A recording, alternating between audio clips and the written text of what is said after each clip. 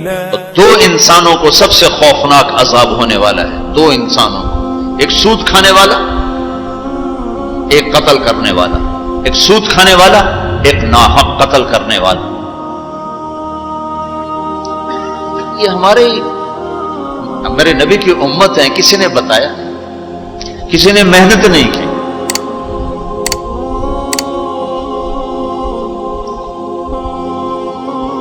آخری حج کا خطبہ آپ نے جو دیا، ہر دفعہ یہاں سے بات شروع کی، تمہارے جان مال ایک دوسرے کے لیے قابل احترام ہے، کسی پہ ہاتھ نہ ڈالو۔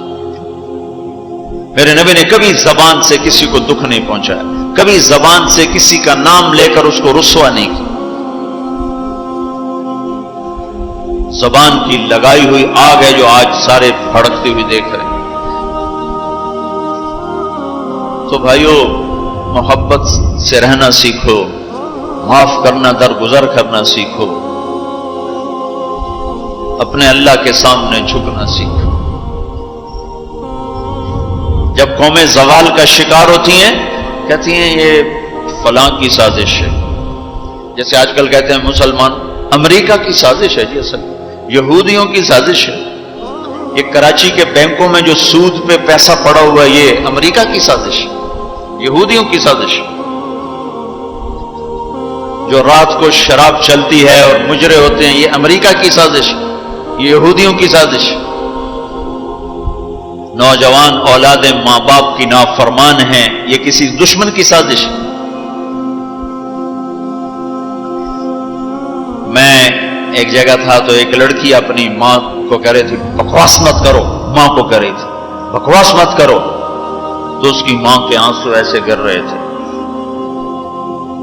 یہ امریکہ کی سازش ہے۔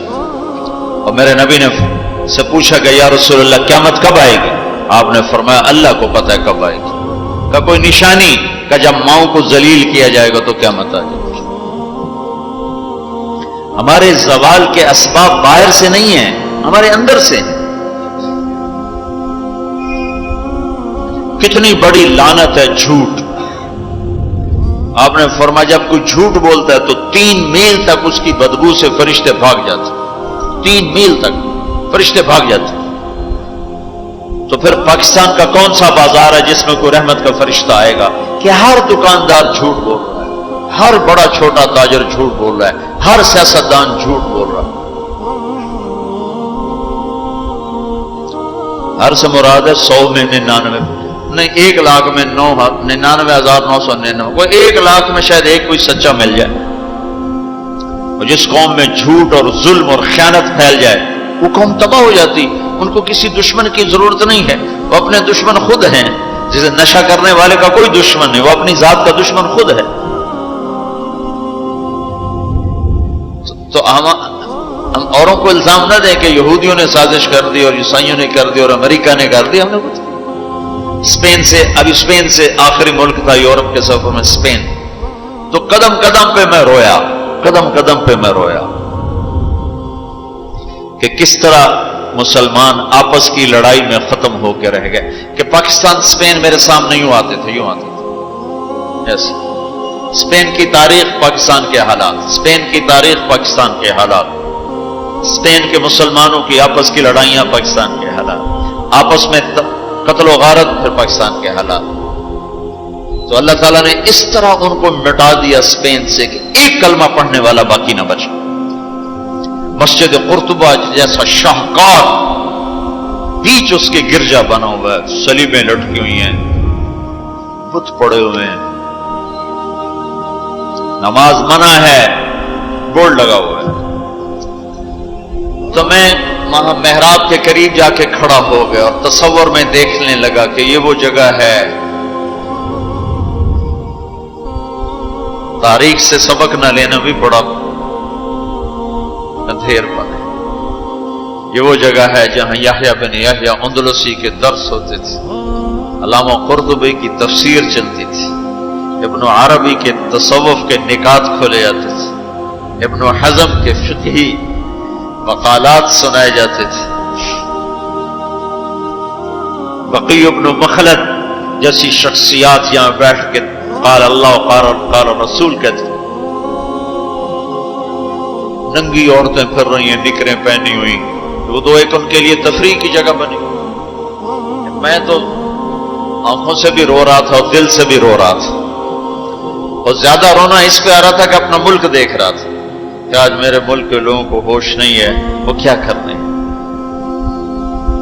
دین پہ نفرت، فرقہ واریت کی نفرت، سیاست کی نفرت، قوم کی نفرت، صوبوں کی نفرت، شہروں کی نفرت، زبان کی نفرت.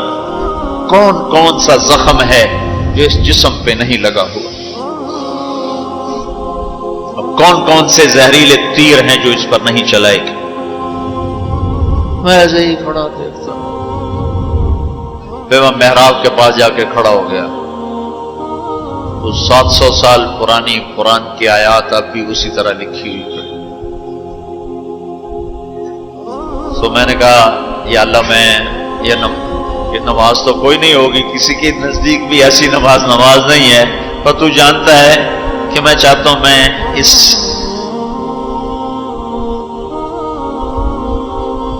ارے میرے بھائیو آپس کی نفرتیں مٹا دو اللہ کے واسطے. اپنی جان کے دشمن نہ بنو. معاف کرنا سیکھو، درگزر کرنا سیکھو. فرقہ واریت کی باتیں کرنا چھوڑو، تقریریں سننا چھوڑو. تاریخ میری کمزوری رہی ہے، میں بچپن سے تاریخ پڑھتا آ رہا ہوں. یہ تبلیغ میں لگنے سے پہلے ذوق تھا تاریخ پڑھنا. جب تبلیغ میں لگے تو مدرسے میں آ گئے تو اور پڑھنے کا لگ گیا. پھر کچھ اللہ تعالیٰ نے یاد اچھی دے دی تو جو چیز پڑھی وہ یاد رہے گی، وہ سارا تسلسل. اور میں تو ایسے بس ڈوبتا ابھرتا رہا کہ اللہ آج میں یہاں اس دھرتی پہ سجدہ نہیں کر سکتا جہاں 700 سال جن اینٹوں نے سجدے کے لمس محسوس کیے، جن اینٹوں نے تیرے لاکھوں کروڑوں پیاروں کے آنسو جذب کیے، جن در و دیوار نے تیرے ہزاروں محبوب لوگوں کے واز و ارشاد سنے، جن کونوں میں تجھے یاد کرنے والے ہزاروں لاکھوں کروڑوں انہیں روشن کرتے کرتے کرتے آج اسی زمین کے نیچے سوئے ہوئے ہیں. قرطبہ کے قبرستان پہ شہر بنا ہوا ہے، نہ کسی بادشاہ کی قبر باقی اور نہ کسی بڑے کی نہ کسی چھوٹے کی. میں یہاں نماز پڑھتا ہوں، میری نماز قبول کر لے. میں نے اشاروں میں نماز پڑھی، اللہ اکبر، پھر ثنا، پھر سجدہ، پھر رکوع، پھر سجدہ. اللہ اتنا کو کیا ہے، رکوع سجدہ اتنا کر کے تاکہ کسی کو، چونکہ جو داڑھی والا اندر آتا نا تو اس کے پیچھے سیکورٹی لگ جاتی کہ کہیں کسی کونے میں چھپ کے نماز نہ پڑھ لے. تو ایک سیکورٹی والا ہمارے پیچھے کر رہا تھا. چلو یا اللہ میں بھی ان میں ہو جاؤں جنہوں نے اس مسجد میں نماز پڑھی تھی. اور میرا پاکستان اس دور سے گزر رہا ہے، نہ عوام کو ہوش ہے نہ خواص کو ہوش کہ کیا ہو رہا ہے. شاید اللہ تعالیٰ کسی کی فریاد پر آنکھیں کھول دے کسی کی. تو بھائیو محبت سیکھو، درگزر سیکھو. حضرت تبلیغ سے خوبصورت محنت، سارے دین کی محنتیں حق ہیں جس سے خیر پھیل رہی ہو، جس سے لوگوں کو نفع پھیل رہا ہو. لیکن میرے بھائیو دنیا بھی پھری ہے، تاریخ بھی پڑھی ہے. وہ کچھ اللہ تعالیٰ نے موقع دیا، بہت زیادہ سے مراد یہ نہیں کہ میں کوئی کتابوں کے انبار لگا دی. اپنی حیثیت کے مطابق میں آپ کو اندر کی یقین کے ساتھ کہتا ہوں کہ پہلے 300 سال کا تو کوئی مقابلہ نہیں. پہلے 300 سال کو چھوڑ کر ان 1100 سال میں تبلیغ جیسا کام کبھی نہیں ہوا. میں تمہارے سامنے ہاتھ جوڑتا ہوں، تبلیغ میں وقت دو. اگر اپنے اللہ سے تعلق بنانا ہے، اگر لوگوں کو اللہ کی طرف پھیرنا ہے تو تبلیغ میں جاؤ. بہت بڑا مجمع آیا ہوا ہے، صرف ہر مہینے 3 دن کی نیت کر لو کہ ہر مہینے 3 دن لگانے ہیں.